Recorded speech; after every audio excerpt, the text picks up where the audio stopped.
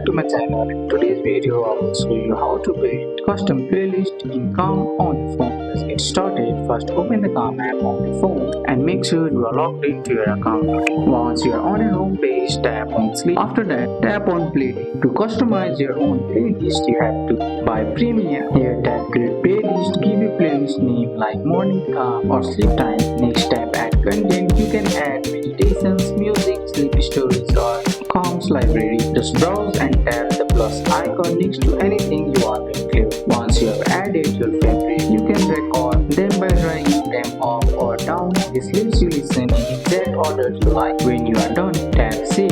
Your custom playlist is ready. Now, anytime you want to relax, just go to Playlist and tap your custom list to play everything in order. If you want to listen offline, tap the download button next to your playlist so you can enjoy it anywhere, even without Wi-Fi. And that's it. Building custom playlist in Calm is simple and make it easy to listen to your favorite content anytime. That's all for today's video, guys. I hope you guys like this video. If you found this video helpful, drop a like, subscribe for more